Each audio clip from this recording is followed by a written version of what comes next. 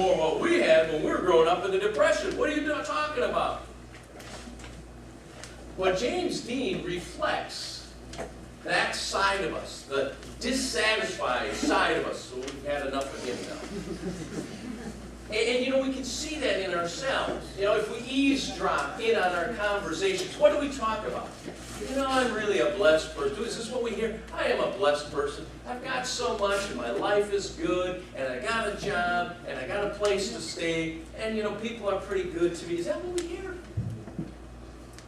No, we hear, I don't have this, and I don't have that. You know, my life's really a drag. You know, everybody else has got this stuff, and I don't have that. And the people in my life aren't treating me the way I deserve to be treated. And when you don't have what you want, how do you feel? You don't feel happy. However, what's the reality of life? You don't always get what you want.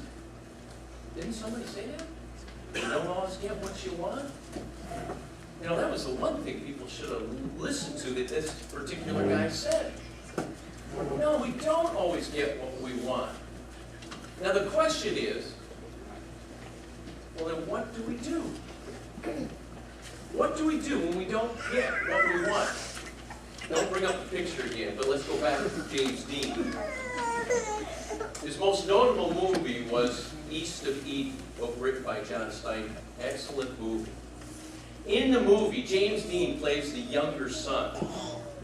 And he doesn't get what he wants. What he wants, and he should get it, but he doesn't get it on his terms. He wants to be loved by his father the way his father loves the older brother.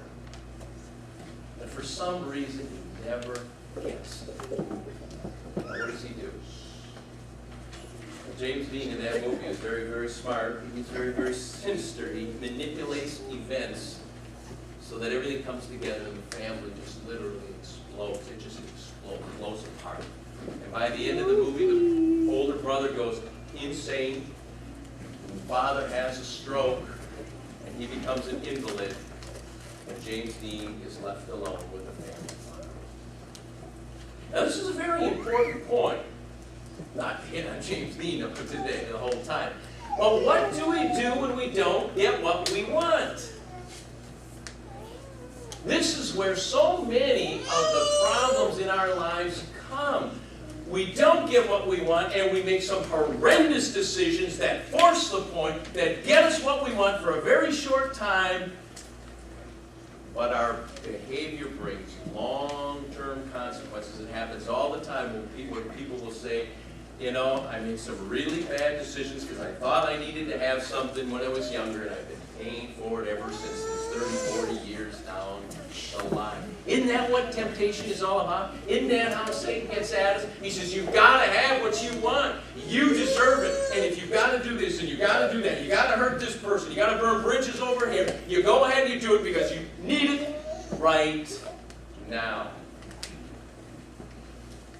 I think we all know that it's much, much better to be unhappy for a short time, and that sometimes you got to give up certain things to be happy in the long term. But that takes a lot of motivation, right? Giving something up that you want right now. And that's where Mary Magdalene comes in. This woman did not have the life that anybody would want. She was possessed by 7 demons. Now, I don't know if she had 7 separate demons or if this is just the way the Bible says that this woman was totally messed up. But Jesus comes along and he heals her. And for a minute, or for a little bit of time in her life, things are fairly normal. But then what happens?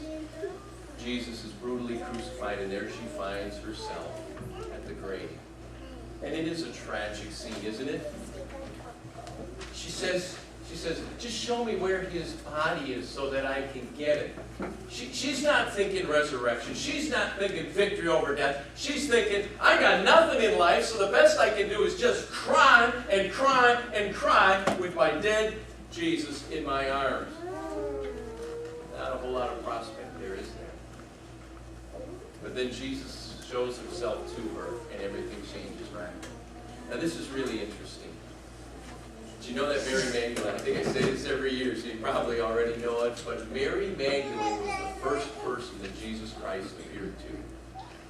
And what's so interesting about this is that, you know, it just shows you how Jesus Christ is not all that interested in impressing people.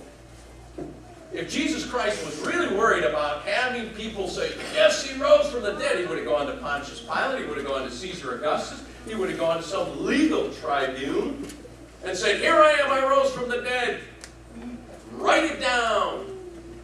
Put it, make a notary public seal on it so that everybody knows. Who does he go to? A woman who had been possessed by 7 devils. Who's going to believe this woman? Not so.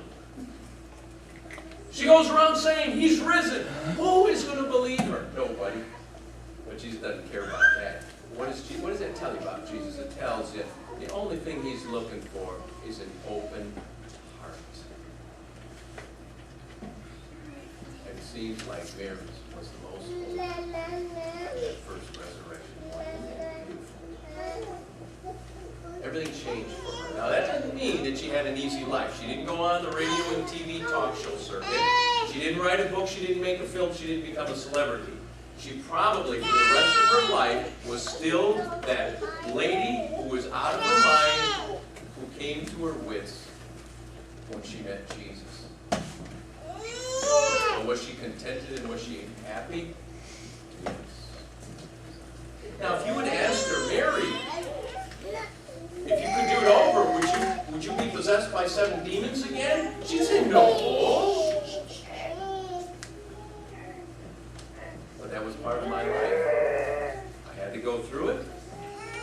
I met Jesus and I go forward. Life is not always easy. But that's the beauty of the resurrection. It's based on an event and not experiences. I'll bet you some of you are like me, and you let your life be determined by the experiences that you're passing through right now. Let me give you an example. Some of you are probably really, really happy today because you're spending Easter in Hawaii. Or some of you are really happy because your whole family's going to be getting together. Some of you might be a little bit upset because you're having to do all the work that the family, or when the family gets together. Some of you may be really sad because you're in Hawaii and your family is in another place. And those are all justifiable emotions, but if we let our emotions based on our experiences dictate our happiness, we're probably in for a lot of unhappy times, aren't we? You see, Mary Magdalene, she took the event of the resurrection and she rested every experience on the resurrection. And she says, I'm going to compare this experience to the event of the resurrection. You know, everything fails to that, doesn't it? And even the good stuff. But that's all right, because we put the good stuff in perspective. And we realize the most important thing is risen. He is going to take us to be with him. The second thing I think a lot of people, I think you probably all care about, is whether your life means something. I think we all feel it is very important that our lives are important. Isn't that what starts most fights? Somebody hurts our pride. Somebody makes us feel like that. How do you feel when somebody makes you feel like that? Don't you feel like lashing out, like defending yourself? You know, who wants to feel like their life is like the box of a quarter pounder? The box of a quarter pounder is actually pretty important for a few minutes. It's just to me. You know, you go, you get your quarter pounder, you sit down at the table. I don't want to put my quarter pounder on that table. It's dirty. So I keep it in that nice bottom part of the pot. And the upper part is good because I like a lot of ketchup and my fries, so I put all my ketchup and put it in the upper part. So one part's the hamburger holder, the other part's the ketchup holder, and for about 15 minutes that box is really important in my life. And then I'm all done and I throw it away. That's it. Is that all life is? 15 minutes of usefulness, 15 minutes of doing something that people go, hey, that's pretty good, you know? And then it gets thrown away. You know, what really is the point of life if there is nothing after death? We talk about our lives making an impact, meaning something, but if we die,